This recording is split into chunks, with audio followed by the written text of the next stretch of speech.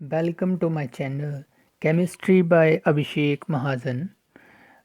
आज हम solution chapter जो हम कर रहे हैं उसमें अपना अगला आर्टिकल जो है वो काफ़ी इम्पोर्टेंट आर्टिकल है एग्ज़ामिनेशन पॉइंट ऑफ व्यू से, चाहे वो किसी भी तरह का एग्ज़ाम हो, किसी भी बोर्ड का एग्ज़ाम हो। तो उसमें हम जो स्टडी करेंगे वो है कॉलिगेटिव प्रॉपर्टीज़। अब ये सबसे पहले आपको पता होना चाहिए कि जो कॉलिगेटिव प्रॉपर्टीज़ होती हैं वो क्या होती हैं। The properties that depends on the number of solute particle, वो प्रॉपर्टी जो कि नंबर ऑफ सोल्यूट पार्टिकल के ऊपर डिपेंड करती हैं irrespective of their nature relative to total number of particle present in the solution. कि जो total number of particle solution में प्रेजेंट हैं उसकी नेचर से उसे कुछ लेना देना नहीं है, बल्कि वो सिर्फ सॉल्यूट पार्टिकल के ऊपर जो डिपेंडेंट प्रॉपर्टीज़ होती हैं उन्हें हम कॉलिगेटिव प्रॉपर्टीज़ बोलते हैं। अब दीज आर एज फ्लोज, हम यहाँ चार तरह की कॉलिगेटिव प्रॉपर्टी को स्टडी करेंगे। एक फर्स्ट वन जो आज हम डिस्कस करेंगे relative lowering in vapour pressure, second है elevation in boiling point, third है डिप्रेशन इन फ्रीजिंग पॉइंट और फोर्थ है ऑस्मोटिक प्रेशर। सबसे पहले हम यहाँ डिस्कस करने वाले हैं relative lowering of vapour pressure. सबसे पहले आपको ये पता होना चाहिए कि रिलेटिव लॉरिंग वेपर प्रेशर का मतलब क्या होता है। The lowering in vapour pressure of solution, जो वेपर प्रेशर है सोल्यूशन का उसमें लॉरिंग कैसे, जब हम उसमें नॉन वोलेटाइल सोल्यूट ऐड करते हैं relative to vapour pressure of pure solvent. क्योंकि प्योर सॉल्वेंट तो पहले से प्रेजेंट है, क्योंकि हम पहले पढ़ चुके हैं Raoult's law for non volatile solute. ठीक है, उसमें हमने सिर्फ नॉन वोलेटाइल सोल्यूट में सोल्यूट को कंसीडर नहीं किया था, बल्कि सिर्फ सॉल्वेंट को ही कंसीडर करके चले थे। तो उसी तरह से the lowering in vapour pressure of solution of a non volatile solute relative to vapor pressure of pure solvent is called relative lowering in vapor pressure. If Pa is the vapor pressure of solvent, मान लो जो Pa है वो क्या है, vapour pressure है किसका, solvent का solution में कंटेनिंग नॉन वोलेटाइल सोल्यूशन, और XA क्या उसका मोल फ्रैक्शन है, क्योंकि B जो है XB जो नॉन वोलेटाइल सोल्यूट है उसको तो हम नहीं के बराबर ले रहे हैं क्योंकि उसकी क्वांटिटी काफ़ी कम है, यानी कि Pa equal to Pa naught XA और P solution equal to Pa naught XA। यही है हमारा Raoult's law for non volatile solute पे बताता है। अच्छा, since x is always less than 1, आपने पढ़ रखा है जब हम मोल फ्रैक्शन का कंसेप्ट स्टडी कर रहे थे तब मैंने आपको बताया था कि जो मोल फ्रैक्शन होता है उसमें जो कंपोनेंट्स होते हैं अलग अलग, उनके मोल फ्रैक्शन का जो सम है वो हमेशा 1 के बराबर रहता है। तो यानी कि ना एक्स ए 1 के बराबर हो सकता है ना ही एक्स बी 1 के बराबर होता है, वो हमेशा 1 से लेसर ही रहेंगे। The vapour pressure of the solution is always less than P A naught, और वेपर प्रेशर जो सोल्यूशन का है वो हमेशा पी ए नॉट जो प्योर है उससे कम रहेगा, that is vapour pressure of pure solvent. But mole fraction of solute plus mole fraction of solvent equal to 1, ये आपको पता है।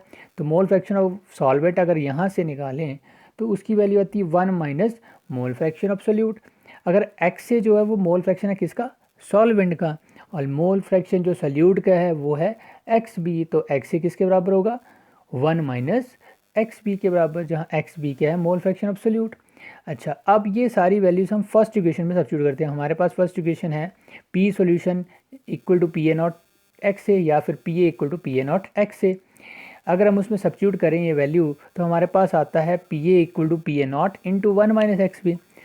तो पी ए किसके बराबर हो गया, अगर ब्रैकेट ओपन कर दे, P A not minus P A not x B के।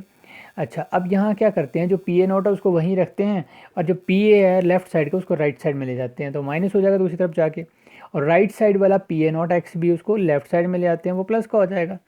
अच्छा, उसके बाद क्या करते हैं, हमें क्या करना है यहाँ, हमें निकालना है यहाँ मोल फ्रैक्शन किसका, सोल्यूट का।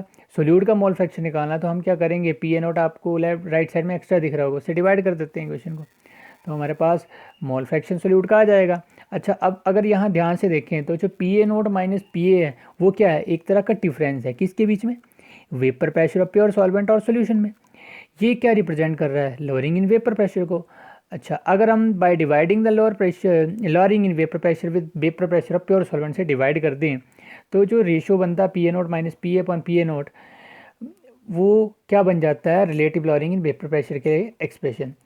तो हम इसको कॉलिगेटिव प्रॉपर्टी क्यों बोलते हैं relative lowering in vapour pressure, क्योंकि आप इसके एक्सप्रेशन से दे सकते हो ये सिर्फ मोलर कंसंट्रेशन जो सोल्यूट है, मोलर कंसंट्रेशन मतलब मोल फ्रैक्शन जो सोल्यूट है उसी के ऊपर डिपेंडेंट है। आप देख सकते हो इक्वल टू एक्स बी है ओनली, ठीक है, और इसका कुछ लेना देना नहीं है नेचर के साथ, सोल्यूशन की कैसी नेचर है उसके, इसलिए इसको हम क्या बोलते हैं, कॉलीगेटिव प्रॉपर्टी। अच्छा, अब इस कॉलीगेटिव प्रॉपर्टी से हम मास डिटर्मिनेशन कैसे करते हैं वो स्टडी कर लेते हैं। Mass determination of solute from relative lowering in vapour pressure. मान लो x1 क्या है, मोल फ्रैक्शन है किसका, सॉल्वेंट का, x2 मोल फ्रैक्शन है सोल्यूट का, ठीक है। उसके बाद P1 नॉट, P1 नॉट यहाँ क्या है, वेपर प्रेशर है सॉल्वेंट का, ठीक है। और P1 जो है वो वेपर प्रेशर है सॉल्वेंट का सोल्यूशन में, यानी कि जो relative lowering in vapour pressure है उसको हम और कैसे लिख सकते हैं, P1 naught minus P1 upon P1 naught equal to x2। मतलब A और B जो कंपोनेंट्स हैं उसकी जगह अब हमने 1 और 2 लिए, 1 जो सॉल्वेंट को डिनोट कर रहा है और 2 जो है वो सॉल्यूट को डिनोट कर रहा है, ठीक है। अब मान लो कि जो W1 और W2 हैं वो बेट्स हैं किसके, सॉल्वेंट और सोल्यूट के रिस्पेक्टिवली, और M1 कैपिटल M1 और कैपिटल M2 जो है वो क्या है, इन दोनों के मोलिकुलर मासेस हैं। तो आपने मोल फ्रैक्शन का फॉर्मूला तो पढ़ ही रखा है, मोल फ्रैक्शन ऑफ सोल्यूट निकालना है तो सोल्यूट को x2 से डिनोट किया हमने, तो वो किसके ऊपर आएगा, number of moles of solute upon total number of moles, ठीक है ना। जिस कंपोनेंट का निकालना है उसके मोल्स ऊपर आते हैं और टोटल नंबर ऑफ मोल जो कंपोनेंट के वो नीचे आते हैं मोल फ्रैक्शन की डेफिनेशन में। यहाँ N1 और N2 क्या है, मोल्स हैं किसके, सॉल्वेंट और सोल्यूट के। अच्छा, मोल्स निकालने का फॉर्मूला हमने पढ़ा है, N1 मतलब सॉल्वेंट के मोल, ठीक है। ऊपर क्या आता है, वेट, और नीचे आता है उसका मॉलिकुलर वेट, ठीक है। वैसे N2 के लिए भी लिखा है। देयरफॉर x2 की वैल्यू, अगर हम ऊपर जो मोल फ्रैक्शन ऑफ सोल्यूट लिखा है उसमें x2 की में N2 और N1 की वैल्यू सब्स्टिट्यूट कर दें तो हमारे पास आता है W2 अपॉन M2 अपॉन, नीचे देख सकते हैं N1 है, N1 की जगह W1 अपॉन M1 आ जाएगा, प्लस N2 की जगह W2 अपॉन M2 आ जाएगा। ये हमारी सेकंड इक्वेशन आ गई। अच्छा, now for dilute solution. Dilute solution कौन से होते हैं, जिसमें डाइल्यूट सोल्यूशन बोलने का मतलब है कि सॉल्वेंट जो मेजर क्वांटिटी में होगा, इतना ज़्यादा होगा कि सोल्यूट के अगर पार्टिकल उसमें डाल भी दी जाए तो पता ही नहीं चलेगा, ठीक है ना। लगभग वो सॉल्वेंट के ऊपर ही डिपेंडेंट होगा, यानी कि जो मोलर कॉन्सेंट्रेशन होगी सोल्यूट की वो कितनी होगी, काफ़ी कम होगी, यानी कि W2 अपॉन M2 जो है नंबर ऑफ मोल्स सोल्यूट के हैं वो वेरी वेरी लेसर होंगे number of moles of solvent के।